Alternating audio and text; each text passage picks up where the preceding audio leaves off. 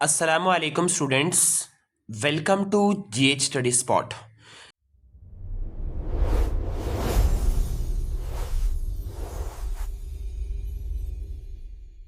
जैसा कि आप तमाम लोग जानते ही हो कि गोल्डन हॉराइजन कोचिंग की तरफ से एक इनिशिएटिव लिया गया है, जहां पर दरअसल हम लोग काउंसिल के द्वारा रिलीज़ किए गए तमाम ABTA के सेट्स पेपर जो कि बंगाली में अवेलेबल है, उसे दरअसल हम लोग इंग्लिश में ट्रांसलेट कर कर ईजी और आसान और सहल भाषा में सॉल्व कर रहे हैं। यहाँ पर सिर्फ आपको ABTA ही को सॉल्व नहीं करवाया जा रहा, बल्कि हर एक टॉपिक से रिगार्डिंग डिटेल में तमाम बातें आपको बैकग्राउंड और फुल एक्सप्लेनेशन के साथ easy English as well as Urdu language दोनों में आपको आंसर्स प्रोवाइड की जा रही हैं। जैसा कि आप लोगों ने देखा था कि इससे पहले वाली वीडियो में हम लोगों ने दरअसल सेट 1 को डिटेल में सॉल्व करा था। आज हम लोग सेट 2 और लगभग 3 से 4 सेट को सॉल्व करने की कोशिश करेंगे। क्योंकि आप लोग भी इस बात को अच्छे से जानते हो, आपके एग्जाम में अपेयर होने के लिए टाइम कम है, इसलिए मैं अपने साइड से पूरी कोशिश कर रहा हूं कि आप लोगों के लिए जल्द से जल्द तमाम सेट्स को सॉल्व करवा दिया जाए और साथ ही साथ दरअसल आप लोगों के लिए मैं पॉलिटिकल साइंस और एजुकेशंस के सजेशंस को भी बहुत जल्द इंशाल्लाह अपलोड करने की कोशिश करता हूं। साइड में पूरे तेज़ी के साथ मैं काम कर रहा हूं, बस आप लोगों के सपोर्ट और समर्थन की ज़रूरत है। वीडियोस को ज़्यादा से ज़्यादा लोगों तक शेयर करें और वीडियोस को कंप्लीट देखें, ताकि आपको इस टॉपिक से रिगार्डिंग एग्जाम में किसी भी तरह का कोई भी क्वेश्चन आए, आप महज इन वीडियोस को अगर देख कर जाते हो, आंसर्स लर्न नहीं भी करते हो, तो महज इस आंसर्स के समझ के बेसिस पर आप एग्जाम में आंसर्स को बनाकर आसानी के साथ इंशाल्लाह लिख पाओगे। उम्मीद है कि आपको यहां तक बातें समझ आ गई हैं। इस ABTA के सॉल्यूशन में आपको सिर्फ आंसर नहीं, बल्कि पूरे टॉपिक के डिटेल बैकग्राउंड और फुल एक्सप्लेनेशंस के साथ चीज़ों को एक्सप्लेन की जा रही हैं विद एग्जाम ओरिएंटेड आंसर्स, ताकि इससे रिलेटेड एग्जाम में कोई भी क्वेश्चन आए आप आसानी के साथ उसे टैकल कर लो। आपका पहला यहां से स्टार्ट होता है सेट 2, जिसका पेज नंबर हमारा 23 और 24 है, उसे आज हम लोग डिस्कस करेंगे। इससे पहले वाले क्वेश्चंस में दरअसल क्वेश्चंस था how did international relation begin as an independent subject, लेकिन वो क्वेश्चन और ये क्वेश्चन डिफरेंट है। यहां पे बताया गया है एज अ सेपरेट सब्जेक्ट, एक सेपरेट सब्जेक्ट की हैसियत से कैसे इंटरनेशनल रिलेशंस का इवोल्यूशन हुआ था। आंसर्स देखते हैं।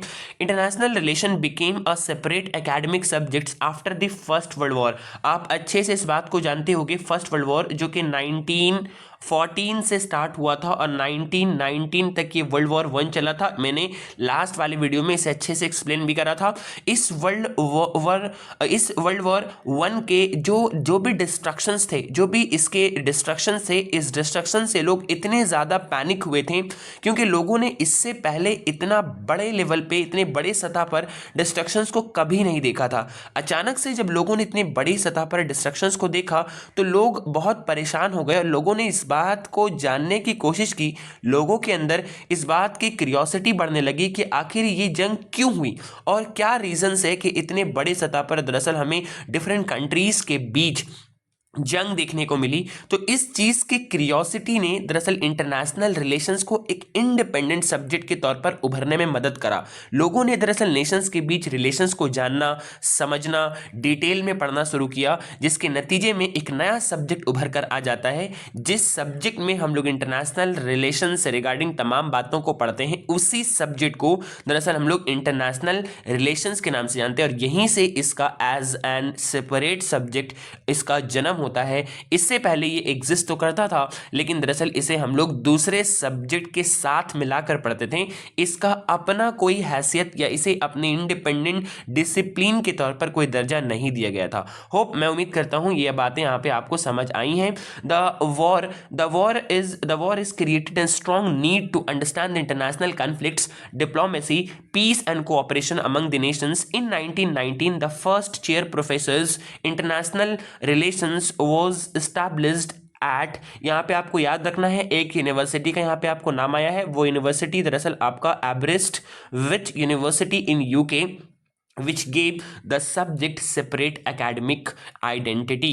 इस यूनिवर्सिटी का नाम आपको यहाँ पे याद रखना है और साथ ही साथ आपको यहाँ पर ये बैकग्राउंड्स को देना है जरूर। 1919 के फर्स्ट वर्ल्ड वॉर के बाद दरअसल यहाँ पे ऐसा सिचुएशन हुआ था, लोग बहुत पैनिक हुए थे, लोगों के अंदर दरअसल क्यूरियोसिटी इस बात की लगनी शुरू हुई कि क्यों आखिर इस तरीके से वॉर नेशंस के बीच होते हैं, और इस क्यूरियोसिटी ने ही दरअसल इंटरनेशनल रिलेशंस को एज एन सेपरेट सब्जेक्ट का दर्जा प्रोवाइड करा। होप उम्मीद करते हैं यहां तक आपको बातें समझ आई हैं। इन्हीं का यहां पर उर्दू ट्रांसलेशंस में आंसर्स दिया गया है, आसानी के साथ आप लोग यहां पढ़कर इसे समझ सकते हो। नेक्स्ट क्वेश्चन नंबर 2, इसे मैंने ऑलरेडी लास्ट के क्लास में एक्सप्लेन करा था। मैंने बताया था कि बहुत सारे क्वेश्चंस को आपको यहां पर रिपीटेशंस देखने को मिलेंगे। लास्ट फर्स्ट एबीटीए के सॉल्यूशन में मैंने इसे डिटेल में एक्सप्लेन करा है। सिर्फ यहां पे आपको ये बता देना है कि अकॉर्डिंग टू कार्ल मार्क्स और फ्रेडरिक एंजल्स, स्टेट दरअसल एक टूल है जिसे रिच लोग यानी हाफ क्लास लोग दरअसल इस्तेमाल करते हैं एक्सप्लॉइट करने के लिए हैव नॉट क्लास के लिए। सो ये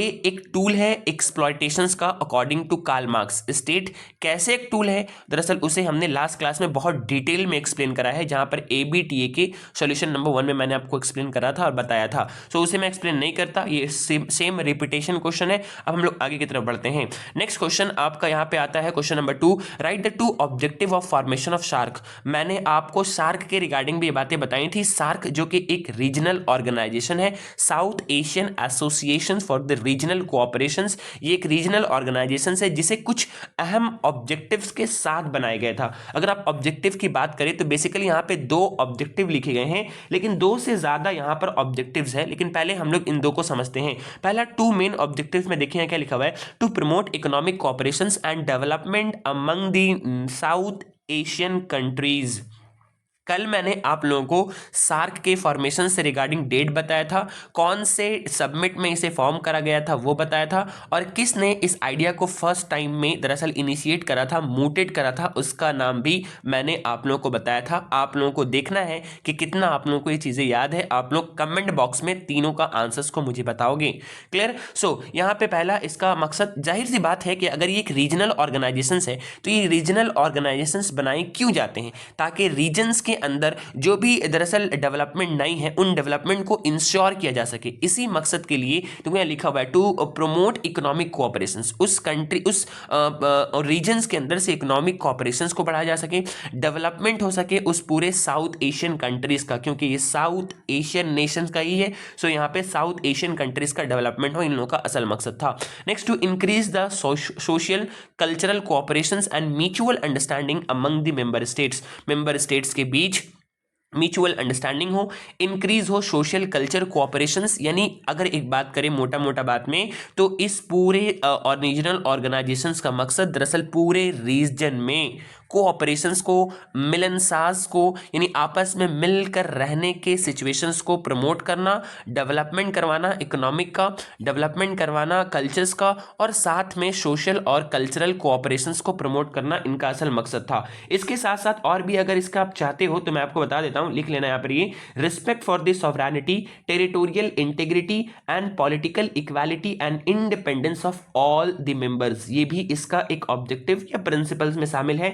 नेक्स्ट है आपका non interference in the internal matters, यानी इस सार्क के जितने भी कंट्रीज है उन कंट्रीज के इंटरनल मैटर्स में सार्क मुदाखलत, सार्क इंटरफेयर नहीं करेगा। सार्क दरअसल अपने पूरे रीजन के मसला मसाइल के बारे डिस्कस करेगा, किसी भी कंट्री के इंटरनल मैटर्स में डिस्कस नहीं करेगा। और इसका दूसरा था कोऑपरेशन फॉर म्यूचुअल बेनिफिट्स, तमाम लोगों का, एक पूरे रीजन में तमाम लोगों का बेनिफिट्स हो, इसके लिए भी शार्क ने दरअसल इस आइडिया को भी इसने दरअसल प्रमोट करा था। सो यहाँ पर आपको इतना सारा यहाँ पर आपको मैंने बताया है, ये क्या है, ये सारा बेसिकली शार्क का ऑब्जेक्टिव है, जिस ऑब्जेक्टिव के तहत शार्क को फॉर्मुलेट करा गया था। उम्मीद है आपको ये बातें समझ आई हैं। लास्ट में मैंने आपको जो बातें बताई हैं कि आपको इनका 3 क्वेश्चंस का आंसर देना है। पहला कब फॉर्म हुआ था, किस सबमिट में फॉर्म हुआ था, और किसने इस के आइडिया को मोटेट करा था। सेम आंसर्स यहाँ पर आपको उर्दू लैंग्वेज में भी दी गई हैं।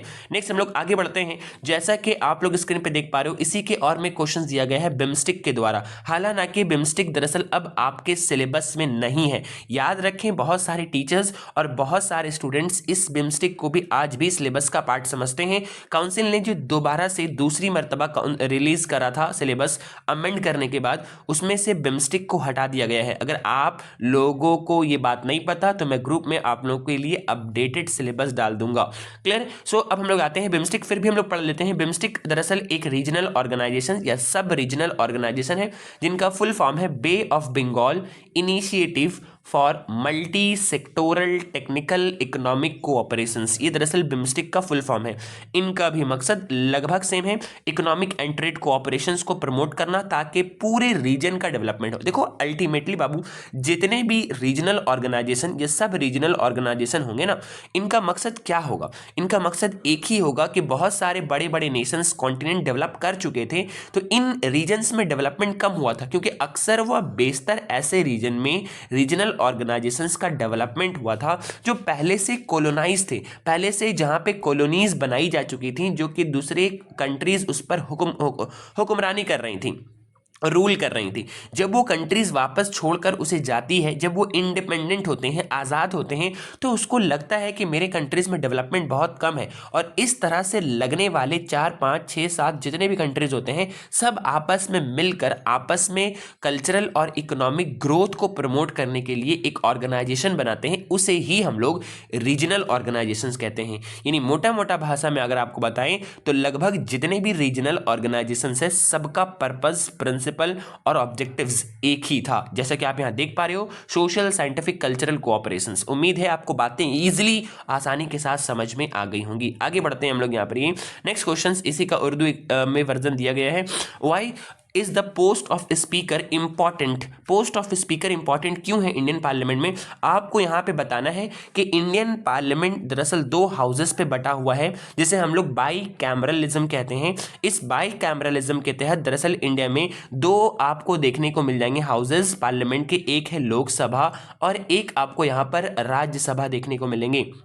लोकसभा में टोटल जो सीट है वो है 543 सीट्स, और राज्यसभा में टोटल जो सीट है आपका वो है 250 सीट्स के आसपास यहां पर आपको देखने को मिलेंगे। 250 या 245 सीट्स के आसपास यहां पे आपको देखने को मिलेंगे। सो ये लोकसभा है और यहां पर ये राज्यसभा है। लोकसभा के जो मेंबर्स होते हैं उन्हें भी हम लोग एमपीज कहते हैं, यानी member of parliament of Lok Sabha कहते हैं। यहाँ के मेंबर्स को भी हम लोग member of parliament of Rajya Sabha कहते हैं।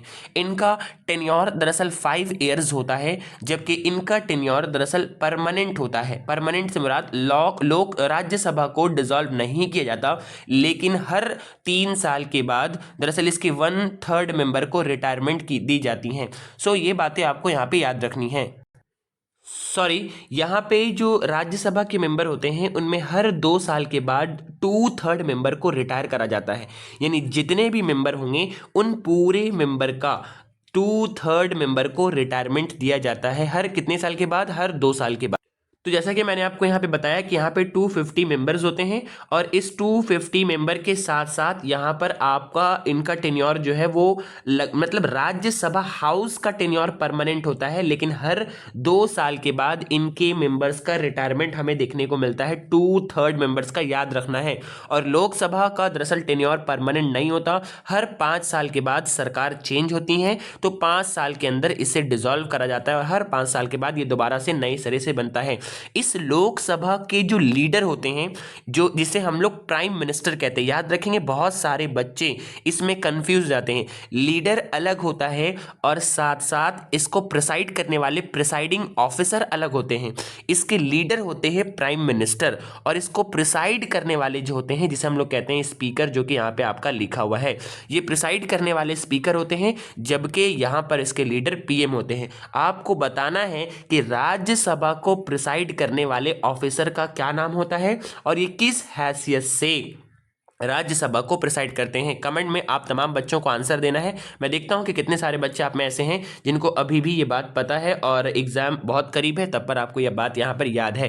आइए यहाँ पे देखते हैं, the post of the speaker is very important because, क्योंकि देखो लिखा हुआ है यहाँ पर, the speaker controls and conducts the proceedings of the Lok Sabha, number 1, number 2, maintain discipline, interpret rules and ensures that the law are passed according to the constitution. अगर आप लोगों ने दरअसल देखा होगा, आप लोग स्क्रीन के ऊपर देख पा रहे हो, at present O.M. Birla India के लोकसभा के स्पीकर है। तो देखोगे, आपने देखा होगा पार्लियामेंट में जब बहस व मुबाहिशा होती हैं, जब भी डिस्कशन होती हैं, तो स्पीकर होते हैं जो तमाम लोगों की बातों को सुनते हैं, जो पार्लियामेंट के प्रोसीडिंग्स को, पार्लियामेंट्स को कंट्रोल करते हैं, उसके डिसिप्लिन को कंट्रोल करते हैं। इनका काम दरअसल यही होता है। इसलिए ये इंपॉर्टेंट है, क्योंकि अगर ये ना हो तो पार्लियामेंट में दरअसल कोई भी रूल्स एंड रेगुलेशंस फॉर्मुलेट नहीं मतलब रूल्स एंड रेगुलेशंस को फॉलो नहीं की जाएंगी। इनका काम ही और जिम्मेदारी होता है कि पार्लियामेंट के अंदर लॉ को इंश्योर किया जा सके।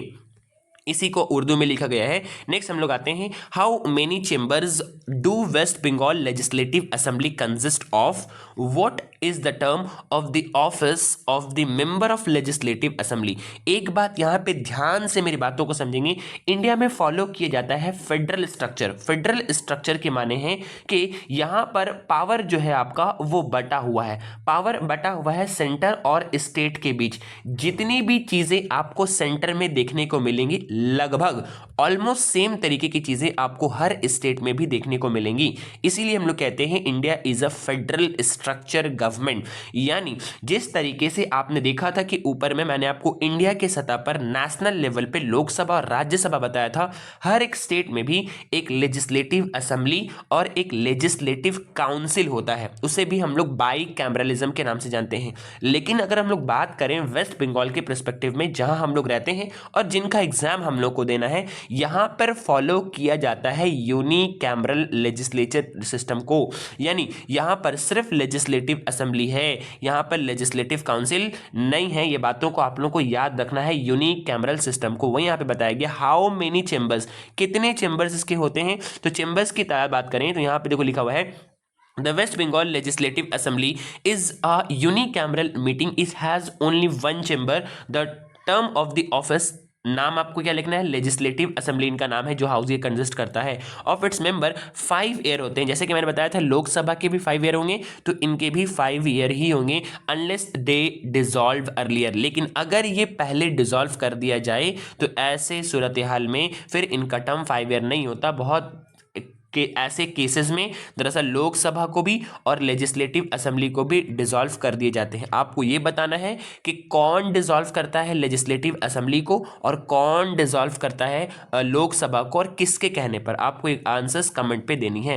नेक्स्ट सेम आंसर्स आपको उर्दू में भी यहाँ पे देखने को मिल जाएगा। नेक्स्ट हम लोग आते हैं नंबर 4 क्वेश्चन में, हु लिड नर्मदा बचाओ आंदोलन एंड वाई? नर्मदा बचाओ आंदोलन को किसने और क्यों लीड करा था? तो यहाँ पे लिखा गया है, द नर्मदा बचाओ आंदोलन was led by the Medha Patkar and her supporters. The movement was created to protect the rights of the tribal and the local peoples displaced by the dam constructions on the Narmada river to demand the proper rehabilitations. Rehabilitations का मतलब होता है कि अगर आप किसी को एक जगह से हटा रहे हो तो दूसरा जगह आपको प्रॉपरली उसको उसी लाइफ डिग्निटी के साथ, उसे तमाम उसी तरह का फैसिलिटीज के साथ आपको वहां पर जगह प्रोवाइड करना होगा रहने के लिए। इसे हम लोग कहते हैं रिहैबिलिटेशंस। सो नर्मदा बचाओ आंदोलन दरअसल नर्मदा नदी के ऊपर एक डैम कंस्ट्रक्शन हो रहा था।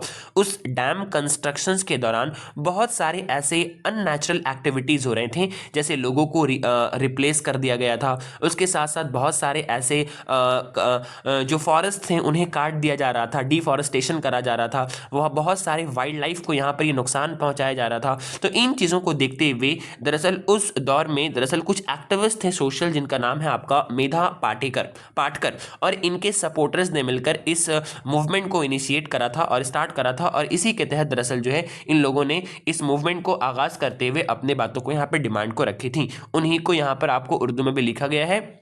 नेक्स्ट आते हैं, what is the meaning of the civil society? Civil society से आप क्या समझते हो? ध्यान से मेरी बातों को समझना। सिविल सोसाइटी से क्या मतलब होता है? देखो यहाँ पे लिखा गया स्क्रीन के ऊपर, Civil society refers to the organization and a group that works outside of the control of the states. They work for human rights, justice, democracy, social welfares. It includes NGOs, जिसे हम लोग non governmental organisations कहते हैं, voluntary organisations, media and active citizens.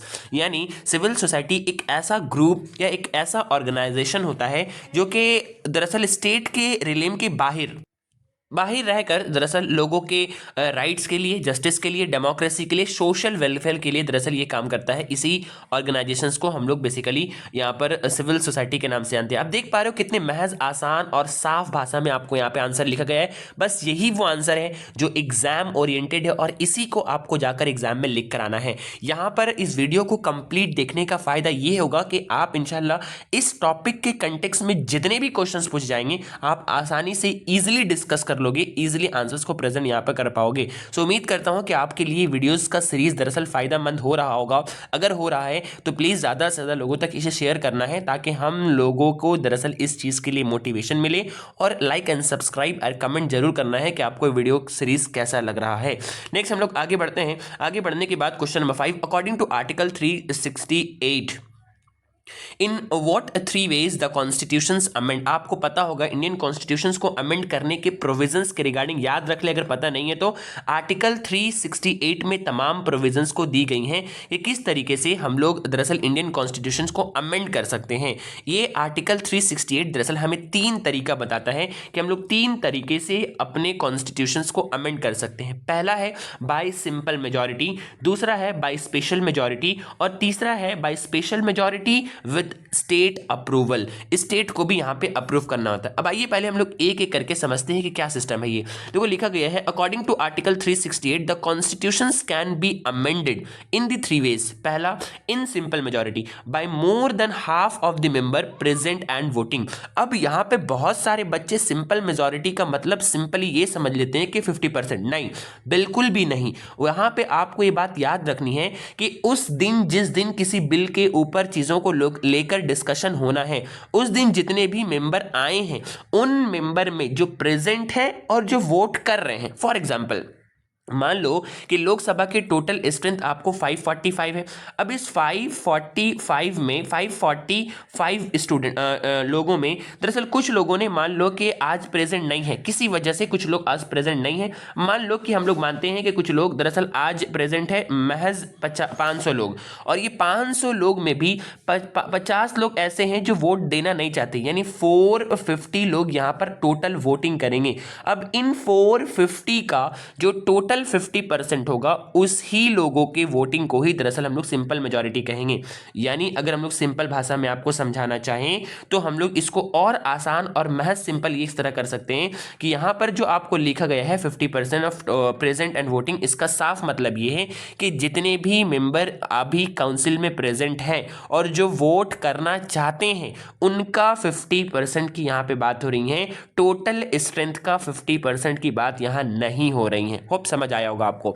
Next है आपका special majority. Special majority में देखो यहां पे क्या होता है, 2/3 members present and voting plus more than the half of the total membership. यानी कि जितने भी वहां पर मेंबर प्रेजेंट हैं और जो वोट कर रहे हैं, यानी मान लो कि अगर यहाँ पे 545 टोटल मेंबर्स हैं जिनमें 45 मेंबर आज आए ही नहीं हैं और 100 मेंबर ऐसे हैं जो चाहते ही नहीं है कि मैं वोट करूं। यानी कि अगर सिंपल भाषा में बताया जाए तो 545 मेंबर में आज प्रेजेंट सिर्फ 500 मेंबर ही है और इस 500 मेंबर में 400 मेंबर ही वोट करना चाहते हैं, 100 नहीं करना चाहते। सो इस 400 का 2/3 जो आपका होगा, इस 400 का जो 2/3 आपका निकाला जाएगा। अगर 2/3 आप निकालोगे तो अप्रोक्सीमेटली आपका यहां पर कितना आ जाएगा, लगभग मान के चलो 66% के आसपास आता है ये 2/3 का। तो इतने लोग अगर यहां पर वोट करते हैं और ये वोट का टोटल जो स्ट्रेंथ है वो दरअसल total half of the strength से ज्यादा होना चाहिए, more than the half of the total membership. यानी मोटा मोटा भाषा में अगर को समझाना चाहूं तो टोटल स्ट्रेंथ जो है वो 2/3 मिलना चाहिए। टोटल स्ट्रेंथ का जो लोग प्रेजेंट में हैं और वोटिंग कर रहे हैं उनका 2/3 मेंबर दरअसल वोट देने चाहिए, और वो 2/3 में जितना अमाउंट ऑफ पीपल आ रहा है वो दरअसल पूरे स्ट्रेंथ का 50% से ज़्यादा होना चाहिए, तभी दरअसल उस वोट को हम लोग स्पेशल मेजॉरिटी के दायरे में कंसिडर करेंगे, अदरवाइज उसे स्पेशल मेजॉरिटी नहीं माना जाएगा। होपफुली मैं उम्मीद करता हूं कि आपको ये बातें समझ में आ गई होंगी। सो इसे हम लोग कहते हैं स्पेशल मेजॉरिटी। नेक्स्ट आपका आता है special majority with state approval. Special majority यहां पर आपको लगेगा कहाँ से सर, पार्लियामेंट में लगेगा। कौन लोग करेंगे, दोनों स्पेशल मेजोरिटी से पास करेंगे, लोकसभा भी और राज्यसभा भी, parliament plus approval of the at least half of the state legislature. जितने भी कंट्री के अंदर लेजिस्लेचर हैं उन लेजिस्लेचर में आधे स्टेट को उस बिल के रिगार्डिंग रैटिफिकेशंस यानी कि सहमति देना पड़ेगा। तो इस तरीके से जब वो हो जाएगा यानी काउंसिल यानी आपको सेंट्रल लेवल पे दोनों का चाहिए स्पेशल मेजॉरिटी, स्टेट लेवल पे आपको चाहिए सिंपल मेजॉरिटी, यानी कि महज आप लोगों को यहां पर आधे स्टेट से अप्रूवल लेना जरूरी है। इस तरीके से हम लोगों ने 3 तरीके का आपका मेजॉरिटी देखा। पहला को हम लोगों ने सिंपल मेजॉरिटी बोला, दूसरा हम लोगों ने स्पेशल मेजॉरिटी बोला, और तीसरा हम लोगों ने दरअसल majority special majority with state approval, जिसे हम लोग एक और नाम से जानते हैं half of the state ratification के नाम से भी जानते हैं। होप आपको यहाँ पे बातें समझ आसानी के साथ आ गई होंगी। मुझे उम्मीद है कि आप लोगों ने इसे पढ़ा भी होगा, सो आप लोगों को ये बातें क्लियरली समझ आ गई होंगी। नेक्स्ट उसी के और में देखो दिया हुआ एबीटीए में कि what do you mean by the Gram Sabha. Gram सभा से आप क्या समझते हैं? मैंने आपको बताया था ग्राम सभा के मुताल्लिक ऑलरेडी मैंने लास्ट क्लास में एक्सप्लेन करा था।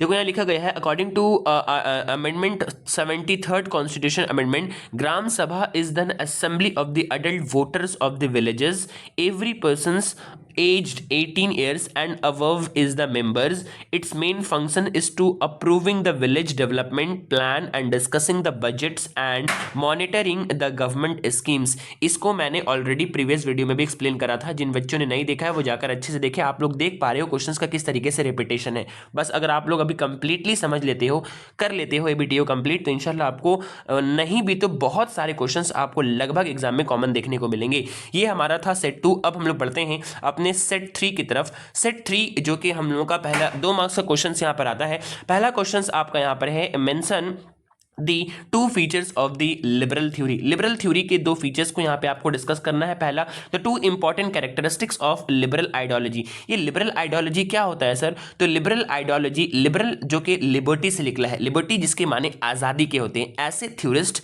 ऐसे लोग, ऐसे थ्योरिस्ट जो लोग दरअसल इंडिविजुअल के आज़ादी पर फोकस करते हैं, उसे हम लोग लिबरल थ्योरी के नाम से जानते हैं। तो इनका 2 फीचर्स क्या क्या है देखो आपको पहले मिलेगा। इनका पहला फीचर्स है peace and cooperations. Liberal ideology believe that the peace can be achieved through the dialogue, cooperations and international institution instead of war. जाहिर सी बात है ये लिबरल थ्योरी दरअसल इंडिविजुअल के हित में बात करती हैं, इंडिविजुअल के लिए बात करती हैं। सो इसने इनका असल मकसद दरअसल पूरे इंटरनेशनल लेवल पे पीस एंड कोऑपरेशन को इंश्योर करना, और इनका ये मकसद बिल्कुल नहीं कि वॉर से हम लोग पीस और लेकर आएंगे पीस और कोऑपरेशन, बल्कि इनका मकसद है कि हम लोग डायलॉग से, कोऑपरेशन से, इंटरनेशनल इंस्टीट्यूशन बनाएंगे, उसके थ्रू से हम लोग पीस को इंश्योर करेंगे। नेक्स्ट आपका है interdependence. Countries are connected to each other through the trade, economy, diplomacy and communications. This mutual dependence reduces the conflict. इनका मानना है कि अगर हमें कंट्रीज के बीच जो आपका कन्फ्लिक्ट है, वॉर है, उसे अगर रिड्यूस करना है तो उसके लिए हम लोगों को आपस में कंट्री को एक दूसरे से इंटरडिपेंडेंट बना देना होगा। जैसे कि आप लोग देख पा रहे हो ग्लोबलाइजेशन का जो एक प्रोसेस है वो क्या है, हर कंट्री को एक दूसरे से जोड़ दिया गया है और हर कंट्री का इकोनॉमिक कल्चरल डेवलपमेंट दरअसल दूसरे कंट्री पर डिपेंडेंट है।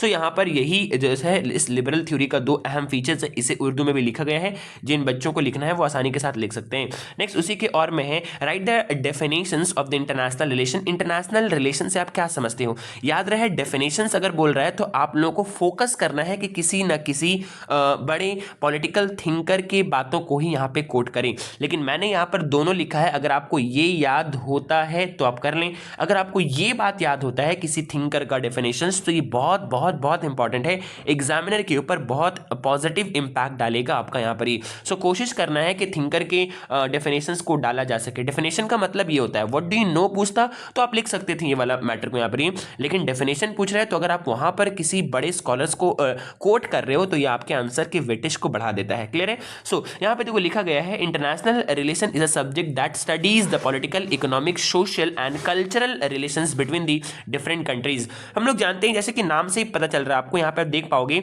इंटर का मतलब होता है अमंग, अमंग का मतलब होता है दरमियान, नेशंस का जो वर्ड है नेशनल ये नेशन से निकला है, और ये रिलेशंस का मतलब होता है ताल्लुकात। यानी इंटरनेशनल रिलेशन एक ऐसा सब्जेक्ट है जो बहुत सारे इस वर्ल्ड में मौजूद तमाम कंट्रीज़ के बीच दरअसल स्टडी करता है। ये पॉलिटिकल, इकोनॉमिक और साथ साथ कल्चरल रिलेशंस को यहाँ पे दरअसल स्टडी करता है।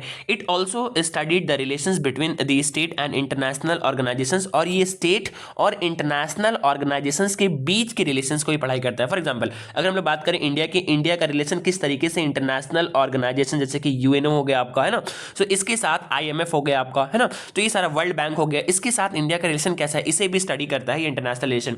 Topic likes power, international interest, war, peace, diplomacy, terrorism, trade, environment and globalisations are included in it. ये तो हो गया आपका जनरल सा डेफिनेशन। नॉर्मली आप यहां पर ही अगर पूछता what do you mean bye international relation तो लिख सकते थे, लेकिन यहां पे आपसे डेफिनेशन पूछा है तो आप शॉर्ट में इसे डिफाइन करने के बाद किसी भी एक के आप कोट कर सकते हो तो कि आपके आंसर को वजनदार बना सकता है। The discipline of international relations is concerned with the factors and activities. बहुत ध्यान से मेरी बातों को सुनेंगे तो आपको यूं फिंगर टिप्स में ये बातें याद हो जाएंगी।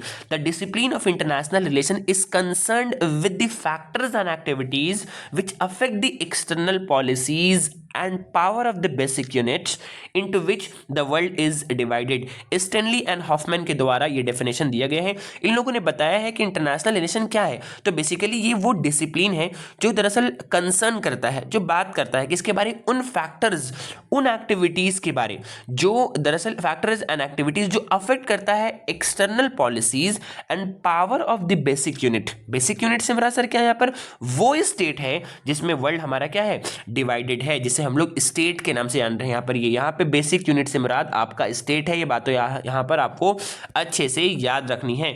उसी के बारे में, उन्हीं फैक्टर्स और उन्हीं एक्टिविटीज के बारे डिस्कस करता है इंटरनेशनल रिलेशन, जो दरअसल एक बेसिक यूनिट के एक्सटर्नल पॉलिसीज को क्या करती हैं, अफेक्ट करती हैं या दरअसल उसे मुतासिर करती हैं। नेक्स्ट, हेंस मॉर्गेंथो के अकॉर्डिंग देखो यहाँ पे क्या बातें बताई गई। According to Hans Morgenthau, international relation is a struggle for power among the nations. यहाँ पर ये बात आपको याद रखनी है कि हेंस मॉर्गेंथो ने दरअसल बताया था ये क्या है इंटरनेशनल रिलेशन। जाहिर सी बात है एक स्टडी है, किसका स्टडी है सर, स्ट्रगल, किसके स्ट्रगल का, नेशंस के बीच पावर के लिए जो स्ट्रगल हो रही। हर नेशन चाहता है कि मैं पावरफुल बनूं और वो नेशन पावरफुल बनने के लिए दरअसल आपस में एक दूसरे के साथ स्ट्रगल करते हैं। उसी स्ट्रगल के स्टडी को तो ही क्या बोल देंगे हम लोग यहाँ पर, ये उसी स्ट्रगल के स्टडी को हम लोग इंटरनेशनल रिलेशंस के नाम से जानेंगे, जो कि हेंस मॉर्गेंथो ने डेफिनेशन दिया था। उम्मीद करते हैं आपको बातें आसानी के साथ समझ आ रही हैं और मजा भी आ रहा है पढ़कर यहाँ पर ही। नेक्स्ट हम लोग आते हैं नंबर 2 क्वेश्चन में। Mention any 2 goals of the European union. European union जो कि फिर से एक रीजनल ऑर्गेनाइजेशन है जिसे हम लोग दरअसल ईयू के नाम से जानते हैं, ईयू के नाम से जानते हैं। इसके बारे में देखो यहाँ क्या लिखा गया है, the 2 main goals of the European unions are, देखो आपको सेम बात मिलेगा, establishment of the peace, socio economic development. जितने भी रीजनल ऑर्गेनाइजेशन होंगे लगभग सब लोगों का ऑब्जेक्टिव आपको सेम टू सेम हूबहू यहाँ पे देखने को मिल जाएगा, पढ़ लीजिएगा इसे। नेक्स्ट हम लोग आगे बढ़ते हैं, इसका उर्दू वर्जन यहाँ पे दिया गया है। नेक्स्ट है what do you mean by the green deal. ये एक न्यू क्वेश्चन है। ग्रीन डील से आप क्या समझते हो, तो ग्रीन डील दरअसल एक तरीके से ऑब्जेक्टिव था। ये ग्रीन डील बेसिकली ये बोल रहे एक तरीके से इनिशिएशन था जो कि ईयू के द्वारा लिया गया था 2019 में। जितने भी ईयू के कंट्रीज हैं उन्हें कार्बन फ्री या कार्बन न्यूट्रल बनाना था और साथ ही साथ उनमें रिड्यूस करना था पॉल्यूशन को, इंक्रीज करना था रिन्यूएबल एनर्जी, ऐसे एनर्जी जिसे दोबारा से इस्तेमाल किया जा सके, रिन्यूएबल एनर्जी को, और use and promoting the sustainable development. इसका असल मकसद इस ग्रीन डील का यहाँ पे यही था जो कि 2019 में अडॉप्ट करा था और 2050 तक इस गोल को अचीव कर लेना है। ये इन लोगों का दरअसल असल मकसद था। इसे ही दरअसल हम लोग ग्रीन डील के नाम से जानते हैं। होप यहां तक आपको बातें समझ में आ गई हैं। उसी का उर्दू वर्जन भी यहाँ पे लिखा गया है। नेक्स्ट नंबर आते हैं 3rd में, by whom the president of India elected. कौन इलेक्ट करता है प्रेसिडेंट ऑफ इंडिया को। मैंने आपको बताया था कि इंडिया में अगर आप बात करो हम लोग तो इंडिया में 2 आपको देखने को मिलते हैं हेड। एक होता है जिसे हम लोग कहते हैं हेड ऑफ स्टेट, एक होता है जिसे हम लोग कहते हैं हेड ऑफ गवर्नमेंट। आपको कमेंट में बताना है कि हेड ऑफ गवर्नमेंट कौन होता है और हेड ऑफ स्टेट कौन होता है। क्लियर यहाँ पर ही मैं देखता हूँ कि कितने लोगों को आप में से याद है। अगर हम लोग बात करें हेड ऑफ स्टेट की तो मैं आपको बता देता हूँ हेड ऑफ स्टेट जो है वो एक होते हैं जिसको जिसको हम लोग कहते हैं प्रेसिडेंट। अब ये जो प्रेसिडेंट होते हैं इनका कोई पब्लिक इलेक्शन नहीं होता, जिनको आवाम डायरेक्टली इलेक्ट नहीं करते, बल्कि इनका इलेक्शन होता है एक प्रोसेस से जिसे हम लोग कहते हैं इलेक्टोरल कॉलेज। याद रखना है आपको ये तमाम बातें। इलेक्टोरल कॉलेज से इनका होता है दरअसल इलेक्शंस, और इस इलेक्टोरल कॉलेज के अंदर सर होते कौन लोग हैं? इस इलेक्टोरल कॉलेज के अंदर elected members of Lok Sabha and Rajya Sabha, elected member of legislative assembly of the state, elected member of the legislative assemblies and the union territories, ये तमाम लोग यहाँ पर शामिल होते हैं। ये लोग ही मिलकर दरअसल प्रेसिडेंट को इलेक्ट करते हैं। याद रखना है इलेक्टोरल कॉलेज। एक और बात आप लोग यहाँ पे याद रख लीजिएगा, सिस्टम के तौर पर समझ लीजिए, मैं भी पूछ लिया मैं आपसे। एक होता है इलेक्टोरल कॉलेज और साथ साथ इसको हम लोग बोलते हैं सिंगल ट्रांसफरेबल वोट के सिस्टम से। ये प्रेसिडेंट का जो वोटिंग का सिस्टम है ना, इसका वोट एक दूसरे से ट्रांसफर हो जाता है। कैसे? ये बहुत डिटेल है, यहाँ पे आप लोगों को जानने की जरूरत नहीं है। बस electoral college through the single transferable vote system के तहत दरअसल होता है, और इस इलेक्टोरल कॉलेज में इतने सारे लोग यहाँ पे होते हैं। याद रखना है हर मेंबर नहीं बोलना है, इलेक्टेड मेंबर, इस चीज पे फोकस करना है। यहाँ पे इलेक्टेड मेंबर बोला गया है, सिर्फ इलेक्टेड मेंबर, नॉमिनेटेड मेंबर नहीं होते। अब आपको बताना है मुझे कमेंट में कि राज्यसभा के कितने नॉमिनेटेड मेंबर होते हैं और कौन इसे नॉमिनेट करता है। क्लियर है? आपको ये सारा क्वेश्चंस जो मैं आपको दे रहा हूं होमवर्क के तौर पर, तमाम क्वेश्चंस का आंसर आपको कमेंट में जरूर करना है, क्योंकि अब आपके पास टाइम बिल्कुल भी नहीं है। जो कि यहाँ लिखा भी गया है, the voting patterns, the voting is done by the secret ballot, the voting value fixed according to the populations to maintain the balance between the centre and state. ये भी यहाँ पे याद रखना है, सीक्रेट बैलॉट के तरीके से इनका यहाँ पर ये वोटिंग होता है और सिंगल ट्रांसफरेबल वोट के जरिए से। क्लियर है? सो होप यहाँ तक आपको बातें समझ आ रही हैं। Next question, what is the function of council of ministers? मैंने आपको ये बातें अच्छे से बताया था कि council of minister last class में क्या होता है। अब मेरी बातों को यहाँ ध्यान से समझे। अब मान लो कि सेंटर में किसी एक का हुकूमत फॉर्म हुआ, किसी एक गवर्नमेंट ने किसी एक सरकार का बना, फॉर एग्जांपल मान लेते हैं बीजेपी ने सरकार बनाया। अब बीजेपी ने जो सरकार बनाया है उसके जाहिर सी बात है सरकार बनाने के लिए 273 मेंबर्स चाहिए होता है, जिसे हम लोग मेजॉरिटी मार्क कहते हैं। लोकसभा के टोटल स्ट्रेंथ का 50% यानी कि 273 मेंबर आपको चाहिए होता है। उन 273 मेंबर्स दरअसल बीजेपी के होंगे, तभी तो बीजेपी ने दरअसल सरकार बना पाए अपना। लेकिन ये 273 मेंबर को ही मिनिस्टरियल ने दे दी जाएगा। मिनिस्टरियल का मतलब क्या होता है सर? जैसे किसी को होम मिनिस्टर बनाया जाता है, फाइनेंस मिनिस्टर बनाया जाता है, फॉरेन मिनिस्टर बनाया जाता है, डिफेंस मिनिस्टर बनाया जाता है। सबको मिनिस्टर बनाना तो पॉसिबल है नहीं, क्योंकि इतना सारा मिनिस्ट्रीज है नहीं हमारे पास। तो ऐसे सूरत हाल में जिन लोगों को प्राइम मिनिस्टर्स मिनिस्टेरियल अपॉइंट करते हैं, जिन लोगों को पोर्टफोलियो डिवाइड करते हैं, जिन लोगों को मिनिस्ट्रीज अपॉइंट करते हैं, उन्हें हम लोग मिलाकर काउंसिल ऑफ मिनिस्टर के नाम से जानते हैं। याद रखनी है आपको यहाँ पे बातें। तो क्या लिखा हुआ है, इनका मेन फंक्शंस क्या होता है? मेन फंक्शंस की बात करें, the main function of the union council of minister, union मतलब यहाँ पे सेंटर की बात हो रही है, स्टेट बोलता तो यहाँ पे स्टेट का नाम होता। Framing the national policies and promoting law in the parliament. Next आपका supervising the work of the government departments. ये दोनों तीनों यहाँ पर इन लोगों का काम होता है, जो कि नॉर्मल है, हर बच्चों को यहाँ पे आसानी के साथ समझ आ जाएगा। हम लोग इसी का उर्दू वर्जन दिया गया है, आप देख लेंगे। नेक्स्ट आता है आपका question number 4, who first explain the concept of the civil society. Hegel ने सबसे पहले से एक्सप्लेन करा था। देखो यहाँ पे लिखा भी गया है, हेगल ने सबसे पहले, जर्मन फिलोसोफर हेगल ने सबसे पहले इसे इंट्रोड्यूस करा था। Civil society refers to the organisation and citizens working outside of the control of the states, they work for the human right, justice, democracy and social welfare. यहाँ पर ये हो गया इनका बेसिक सा डेफिनेशन। तो आप देख पा रहे हो स्क्रीन पर किस तरीके से आपको क्वेश्चंस का रिपीटेशंस देखने को मिल रहा है। एबीटी के अंदर भी क्वेश्चंस घूम फिर के बार बार एक ही क्वेश्चंस आएंगे, क्वेश्चंस बाहर जाने के कोई चांसेस नहीं है। बस आप लोग एबीटी को अच्छे तरीके से सॉल्व कर लो। नेक्स्ट आता है, write the two reason of the Narmada Bachao movement. Narmada Bachao movement को मैंने अभी अभी आपको पढ़ा कराया था कि क्यों इन लोगों ने दरअसल यहाँ पे मूवमेंट करा। तो पहला डिस्प्लेसमेंट हो रहा था बहुत सारे लोगों का डैम कंस्ट्रक्शंस की वजह कर। दूसरा यहाँ पे जो क्या लिखा हुआ है, इन्वायरमेंटल डैमेज हो रहा था, इंक्लूडिंग डिस्ट्रक्शन हो रहा था फॉरेस्ट का, और एक्वाटिक लाइफ यानी जो लोग पानी में जानदार रहते हैं उनका बहुत सारा नुकसान हो रहा था। इसलिए दरअसल लोगों ने यहाँ पर डिमांड करा था और इन लोगों ने दरअसल मूवमेंट को स्टार्ट करा था। मेधा पाटेकर नामी एक औरत थी जिन्होंने दरअसल इस मूवमेंट को लीड करा था। Mention the two function of the panchayat समिति। क्वेश्चंस का फिर से एक बार रिपीटेशन, पंचायत समिति के फंक्शंस को आपको डिस्कस करना है। मैंने ऑलरेडी आपको बताया था 3 टियर सिस्टम के अकॉर्डिंगली ऊपर ऊपर फर्स्ट वाले वीडियो में मैंने आपको समझाया था 3 टियर गवर्नमेंटल स्ट्रक्चर्स के तहत, जो कि 74th और 73rd कॉन्स्टिट्यूशन अमेंडमेंट एक्ट 1992 के तहत लागू किया गया था। दरअसल गवर्नमेंट को 3 ऑर्गेन्स में बांटा गया था, लोकल सेल्फ गवर्नमेंट को ग्राम पंचायत, पंचायत समिति एंड जिला परिषद। तो यहाँ पे पंचायत समिति को ही डिस्कस करना है, जो कि ऑलरेडी रिपीटेशन है, मैंने ऑलरेडी आपको यहाँ पे बातें बता दी थी, पढ़ लेना, आसानी से आपको चीजें समझ आ जाएंगी।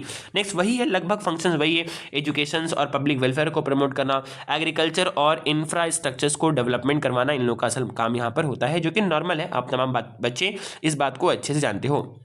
नेक्स्ट उसी के और में देखो देखा गया है, mention the 2 functions of the mayor in of Kolkata municipal corporation. Kolkata municipal corporations के मेयर का क्या फंक्शंस होता है, यहाँ पे आपको बताना, जैसे आपको कमेंट में लिखकर बताना है कि at present Kolkata municipal corporations के मेयर कौन है। चलो मैं नाम बता देता हूँ, उनका नाम है फरहाद हाकिम, जो कि आप यहाँ पर देखोगे इन तमाम कोलकाता के अंदर जितने भी बेसिक वर्क्स होते हैं उन्हें दरअसल रेगुलेट करते हैं ये मेयर लोग यहाँ पर। क्लियर है? सो अब जाहिर सी बात है, वेस्ट बंगाल एक बड़ी स्टेट है और इस स्टेट के अंदर हर एक सिटी के तमाम कामकाज को मैनेज करना वेस्ट बंगाल के सीएम के लिए मुमकिन नहीं है। सो यहाँ पर लोकल सेल्फ गवर्नमेंट को स्ट्रेंथन करने के लिए, मैंने आपको वीडियो नंबर 1 में बताया भी था कि लोकल सेल्फ गवर्नमेंट को स्ट्रेंथन करने के लिए इस आपके जिला लेवल पे और ब्लॉक लेवल पर और दरअसल विलेज लेवल पर अलग अलग लोकल सेल्फ गवर्नमेंट बनाई जाती हैं। तो लोकल सेल्फ जो दरअसल होता है जिला लेवल पर उसे जिला परिषद कहते हैं, जो होता है आपका ब्लॉक लेवल पर उसे पंचायत समिति कहते हैं, जो होता है दरअसल विलेज लेवल पर उसे हम लोग ग्राम पंचायत कहते हैं। ये तो हुआ आपका दरअसल रूरल एरिया की बातें। लेकिन अर्बन एरिया में आए तो अर्बन एरिया में आपको म्युनिसिपल कॉर्पोरेशन और म्युनिसिपैलिटीज देखने को मिलते हैं। इनका भी काम वही है, लगभग लोकल सेल्फ गवर्नमेंट को स्ट्रेंथन करना। देखो लिखा हुआ एडमिनिस्ट्रेटिव लीडरशिप होता है, supervising the departments like water supply, है ना, मैंने आपको बताया था, फाइनेंस, बिल्डिंग एंड लाइसेंस वगैरह को कंट्रोल करते हैं। वेलफेयर एंड डेवलपमेंट, उस एरिया के उस सिटी के डेवलपमेंट को देखो ये वेलफेयर को प्रमोट करते हैं। Implementing the public health infrastructures, cultural activity and addressing the citizens grievances, मतलब उनकी प्रॉब्लम को सुनना, उनका समाधान देना, उनका हल निकालना एक्सेट्रा, ये सारा काम यहाँ पर ये करते हैं जो मेयर होते हैं। क्लियर है? सो हम लोग वहां से आगे बढ़ते हैं। आगे बढ़ने के बाद आपको नेक्स्ट देखने को मिलेगा सेट नंबर 4। इस सेट नंबर 4 में दरअसल सेम ही क्वेश्चंस का रिपीटेशन था, तो उसको छोड़कर हम लोग आ जाते हैं सेट नंबर 5 की तरफ। सेट नंबर 5 जो कि आपके स्क्रीन के ऊपर यहाँ दिख रहा होगा, सेट नंबर जो 5 है आपका, वहां पर हम लोग का पहला क्वेश्चन आपको दिख रहा होगा, पेज नंबर के साथ यहाँ पे इसे मेंशन करा गया है, जो कि काउंसिल के ABTA में मतलब पेज नंबर डाला गया था। What is mean by international politics? याद रहे इससे पहले हम लोगों ने इंटरनेशनल रिलेशन पढ़ा है। पहला इंडिपेंडेंट सब्जेक्ट के तौर पे कब उभरा, और दूसरा इसे हम लोग कब इसको एक सब्जेक्ट के तौर पर उभरा, इंडिपेंडेंट सब्जेक्ट। और इससे पहले हम लोगों ने देखा था कि कब इंटरनेशनल रिलेशंस को यहाँ पर स्टार्ट करा गया था, जिसे हम लोग स्टार्टिंग ऑफ इंटरनेशनल, यानी कि इससे पहले हम लोगों ने इंटरनेशनल पॉलिटिक्स से पहले हम लोगों ने इंटरनेशनल रिलेशंस को पढ़ा। पहला हम लोगों ने इंडिपेंडेंट सब्जेक्ट की हैसियत से देखा कब उभरा था ये, और दूसरा हम लोगों ने देखा कि कब बिगिनिंग हुआ था इंटरनेशनल रिलेशन का। लेकिन यहाँ पर इंटरनेशनल पॉलिटिक्स है, देखो क्या लिखा गया है, international politics refers to the political relations among the different states. It includes issues like balance of power, diplomacy, war and peace, trade, cooperations and conflict. It studies how the state interact with each other and protect the national interest। International politics क्या है, तो दरअसल ये refer करता है political relations को। किसके political relations? Among the different states के पॉलिटिकल रिलेशंस। उसमें बैलेंस ऑफ पावर आ जाते हैं, डिप्लोमेसी आता है, पीस है, ट्रेड है, कोऑपरेशन एक्सेट्रा, उसमें यहाँ पर आ जाते हैं। इस स्टडी को दरअसल हम लोग क्या कहते हैं, इंटरनेशनल पॉलिटिक्स के नाम से जानते हैं। उन्हीं का उर्दू वर्जन में भी आपको यहाँ पर देखो लिखा हुआ है, according to John Hertz, H. के मुताबिक यहाँ पर लिखा गया है क्या है, international politics means the official political relations among the states.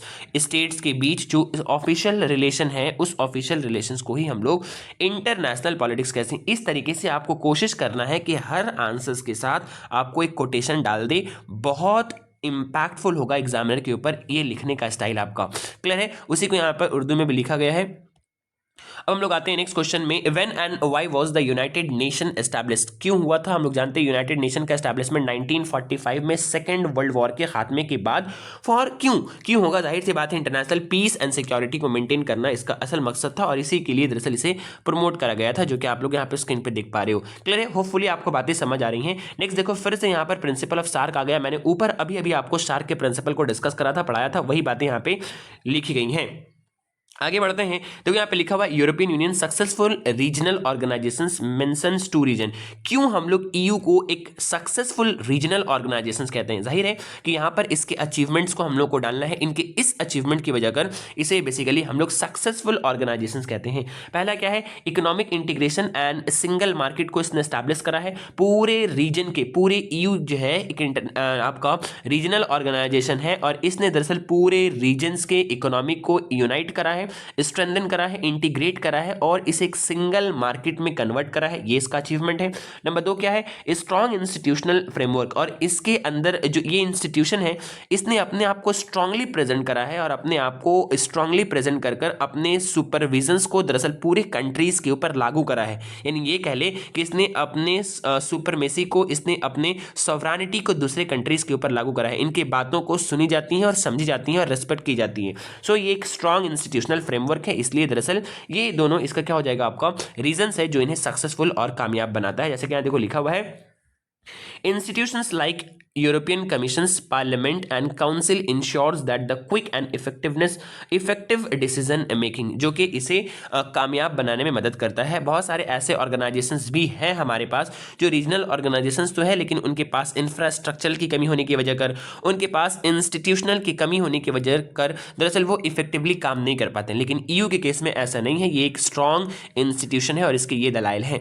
Clear है? नेक्स्ट आते हैं क्वेश्चन नंबर 3 में, mention the 2 characteristics of bureaucracy. Bureaucracy जो कि हम लोग ऑलरेडी अच्छे से जानते हैं, अगर आपने पढ़ा होगा एग्जीक्यूटिव को ऑर्गेन्स ऑफ गवर्नमेंट में, तो वहां पे आपको पता होगा ऑर्गेन्स ऑफ गवर्नमेंट में आपको एग्जीक्यूटिव को आपके टीचर ने ट्रांसलेट करा होगा और बताया होगा कि ऑर्गेन्स एग्जीक्यूटिव को दरअसल 2 हिस्सों में बांटा गया है, पावर के इंजॉय करने और टेन्योर के बेसिस पर। एक होते हैं जिनको हम लोग कहते हैं परमानेंट और एक होते हैं जिनको हम लोग कहते हैं नॉन परमानेंट। तो जो लोग परमानेंट होते हैं, जैसे आईएएस हो गया आपका, आईपीएस हो गया आपका, ये सारे लोग कौन होते हैं? ये सारे लोग ऐसे लोग होते हैं जो कि पॉलिटिकल पार्टी के चेंज होने के बावजूद भी ये लोग चेंज नहीं होते जब तक इनका सर्विस का टेन्योर बाकी रहता है। लेकिन जो लोग मिनिस्टर्स वगैरह होते हैं, जाहिर है कि गवर्नमेंट का अगर आपका डिसोल्यूशन हो रहा है, गवर्नमेंट अगर हट रही है, तो उस मिनिस्ट्रीज को भी, उन मिनिस्टर्स को भी अपने पोस्ट को छोड़ना पड़ेगा। लेकिन जो आईएएस आईपीएस होते हैं ये लोग परमानेंट ब्यूरोक्रेट्स होते हैं, इन्हें हम लोग ब्यूरोक्रेसी कहते हैं। सो देखो यहाँ पे क्या लिखा हुआ है, पहला इसका फीचर्स क्या क्या है, जाहिर है जो मैंने आपको बताया वही बातें लिखी गई हैं। परमानेंसी होता है इनका, देखो लिखा हुआ है bureaucracy is a permanent style, even the government change officials continue to their work. Rule based administration होता है, all work is done according to their written rules and procedures ensuring the discipline and fairness. इन लोगों का जितना भी काम काज होता है सब रूल्स एंड रेगुलेशंस के बेसिस पर, जो सरकार के रूल्स हैं उन रूल्स एंड रेगुलेशंस के बेसिस पर ये लोग दरअसल अपने काम को अंजाम देते हैं। सो ये इसके अंदर डिसिप्लिन और एक फेयरनेस के सेंस को एस्टैब्लिश करने में मदद करता है। नेक्स्ट, उम्मीद करते हैं आपको बातें समझ आ गई होंगी। देखो लिखा what is the full form of IAS. IAS दरअसल एक ऐसे अफसर होते हैं जो दरअसल यूपीएससी के द्वारा कंडक्ट किए जाने वाले एक एग्जाम, जिन्हें हम लोग सिविल सर्विस एग्जामिनेशन कहते हैं, उससे इलेक्ट होकर आते हैं, उससे मतलब एग्जाम देकर आते हैं। एग्जाम देकर आने के बाद जो अफसर्स बनते हैं उन्हें हम लोग आईएएस, इंडियन एडमिनिस्ट्रेटिव सर्विस कहते हैं, जो कि इंडिया के अंदर एक बहुत बड़े लेवल का सर्विस होता है। बहुत सारे अलाउंसेस और बहुत रिस्पेक्ट और पावर दी जाती है सर्विस में आने के बाद। सो यहाँ पर आपको इनका फुल फॉर्म याद रखना है। इसके साथ साथ एक और क्वेश्चन डाला जा सकता है आईपीएस बोल करके यहाँ पे, तो आप लोग को याद रखना है आईपीएस का इंडियन पुलिस सर्विस, आईएफएस का इंडियन फॉरेन सर्विस, आईआरएस का इंडियन रेवेन्यू सर्विसेज। सो ये भी आपका डाला जा सकता है, ये सारा भी सेंट्रल लेवल का जॉब है यहाँ पर ही। सो इसे आपको यहाँ पे याद रखना है, यही यूपीएससी और यही ब्यूरोक्रेसी के अंदर ये सारे आते हैं। नेक्स्ट आपका आता है व्हाई डिड नर्मदा बचाओ आंदोलन स्टार्ट। इसको मैंने ऑलरेडी आपको बताया था, नर्मदा बचाओ आंदोलन को दरअसल स्टार्ट करा गया था फरवरी 1985 में। किसने? मेद पाटिकर ने दरअसल इसे स्टार्ट करा था। और आपको यहाँ पर ये बताना है कि कौन कौन से देखो डिस्ट्रिक्ट में होता। It was launch to protest against the large dams on the Narmada River at the caused environmental damage, displacement of the people and loss of the livelihoods in the Madhya Pradesh, Maharashtra and Gujarat। यहाँ पे याद रख लेना है ये जगह का नाम, यहाँ पर बेसिकली हम लोगों को ये देखने को मिली थी। सो मैं उम्मीद करता हूँ आपको यहाँ तक बातें आसानी के साथ, यहाँ पे डेट को एक नोट करना है और कौन कौन से यहाँ पर स्टेट्स में ये हुई थी कंडक्ट, इसको आपको यहाँ पे याद रखनी है। होप यहाँ तक आपको बातें समझ आ रही हैं अच्छे तरीके से और मेरी बातों को आप क्लियरली समझ पा रहे हो। Next, who what is the theoretical basis of the civil society movement. Civil society movement का थ्योरेटिकल बेसिस क्या है? देखो लिखा हुआ है, the theoretical basis of the civil society movement is to create an independence space outside of the state market. State के बाहर लोगों के इंटरेस्ट को, लोगों के राइट्स को प्रोटेक्ट करने के लिए एक ऐसा ऑर्गेनाइजेशन बनाया जाए जो गवर्नमेंट से हटकर लोगों के हित में, लोगों के भलाई के बारे वाकई में सोचे। Through the NGOs and organization citizens express their demands and influences the government policies. ये क्या है? इनका थ्योरेटिकल बेसिस है। थ्योरेटिकल बेसिस मतलब एक होता है प्रैक्टिकल, प्रैक्टिकल जो कि ये बन चुका है। थ्योरेटिकल मतलब होता है कि क्यों आखिर इसे बनाना जाना चाहिए, क्यों इसके पीछे का तरदीद क्या है, तो ये सारा इसका यहाँ पे तरदीद रहा। नेक्स्ट हम लोग यहाँ पर आगे बढ़ते हैं, और आगे बढ़ने के बाद देखो लिखा हुआ question number 5, which of the following is included the preamble of the Indian constitution by the 42nd constitutional amendment act. 42nd constitutional amendment act कौन से ईयर में हुआ था? इसका आंसर आप लोगों को कमेंट में मुझे बताना है। इसके तहत दरअसल इंडिया के प्रीएम्बल को अमेंड करा गया था और उसमें कुछ वर्ड्स ऐड की गई थी। क्या क्या था? सोशलिस्ट, सेक्युलर, यहाँ पे वर्ड्स और इंटीग्रिटी को ऐड करा गया था, जो कि यहाँ पे स्क्रीन पे आप देख पा रहे हो। इसे देखो यहाँ पे डेट लिख दिया है मैंने, यहाँ पर 1976 में हुआ था और इसमें 3 वर्ड्स को ऐड करा गया था, SSI, socialist, secular and integrity. तो ये बातें यहाँ पे आपको याद रखनी है। नेक्स्ट ट्रिक लगा करके यहाँ पर हम लोग आगे बढ़ते हैं। आगे बढ़ने के बाद देखो लिखा हुआ, what is borough committee formed. How is borough committee form. Borough committee को किस तरीके से फॉर्म करा जाता है? तो अगर हम लोग ध्यान से अपनी बातों को यहाँ पर देखें, लिखा हुआ है to make the administrations easier and municipal corporations area is divided into the borough. बहुत सारे एक बोग में एक म्युनिसिपल कॉर्पोरेशन एरिया, जैसे कि कोलकाता म्युनिसिपल कॉर्पोरेशन, अब यहाँ के एडमिनिस्ट्रेशंस को आसानी के साथ और इफेक्टिव वे में मैनेज करने के लिए उस पूरे म्युनिसिपल कॉर्पोरेशंस को, दरअसल उस एरिया को कई सारे बोग्स में डिवाइड कर दिया जाता है। ईच बोग, और हर एक बोग के अंदर कुछ वार्ड्स होते हैं, जैसे कि आप लोगों ने देखा होगा ये हमारा वार्ड नंबर 55 है, 54 है, ये है ना सारे यहाँ पर ही।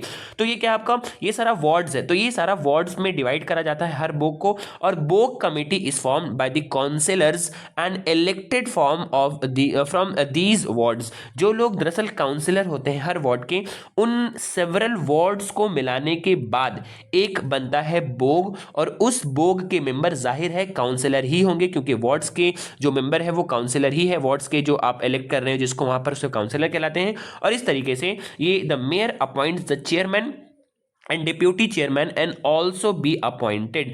मेयर जो है वो अपॉइंट करते हैं चेयरमैन को या आपका डिप्यूटी चेयरमैन को, और यहाँ पर ये इस तरीके से बोग को फॉर्म किया जाता है। इसे हम लोग कहते हैं बोग कमेटी।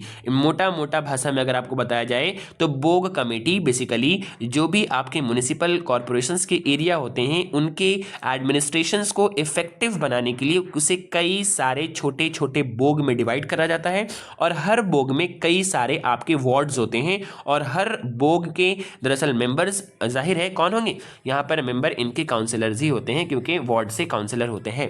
क्लियर है? अब यहां तक आपको बातें उर्दू में लिखी गई हैं। अब हमारा जो नेक्स्ट सेट आता है वो सेट नंबर आपका यहां पर 6 है। सो मैं उम्मीद करता हूं कि यहां तक आपको बातें समझ अच्छे तरीके से आ गई हैं। वीडियोस थोड़ा सा लंबा हो जा रहा है, मैं इस बात को समझ सकता हूं, लेकिन आपको चीज़ों को अच्छे तरीके से एक्सप्लेन करने के लिए ये काम मेरे लिए ज़रूरी थी। सो मैंने ये काम को अच्छे तरीके से करा। नेक्स्ट क्लास में इंशाल्लाह हम लोग सेट 6 से आगे की तरफ बढ़ेंगे, और इसी तरीके से मेहनत के साथ आप लोगों के लिए वर्क करा जाएगा। अगर आप लोगों को ये मेहनत दरअसल लोगों को समझ आ रहा है, तो आप लोग दरअसल ज़्यादा से ज़्यादा लोगों तक इसे शेयर करना, तमाम क्लासमेट्स और बच्चों तक इसे पहुँचाना व्यूज़ के ऊपर डिपेंड करता है कि कितनी इफेक्टिवनेस के साथ आप लोगों के लिए सजेशन और बाकी की चीज़ों को आगे लेकर आया जाएगा। ज़्यादा से ज़्यादा लोगों तक इसे शेयर करना है। अब आपके पास टाइम बिल्कुल नहीं है। मेरी नई ख्वाहिशात आप लोगों के साथ है कि आप लोग अच्छे से मेहनत करो, पढ़ो, और पूरे ज़ोर शोर के साथ तमाम डिस्ट्रैक्शन से कुछ दिन दूर होकर पूरे ताकत के साथ आप लोग तैयारी करो। इंशाल्लाह आप लोगों का रिजल्ट बहुत अच्छा होगा, और जो भी यहाँ पर आपको प्रोवाइड की जा रही हैं इसे ज़्यादा से ज़्यादा लोगों तक शेयर करो। आज के लिए इतना ही, फिर हम लोग मिलते हैं नेक्स्ट वीडियो में। Thanks for watching.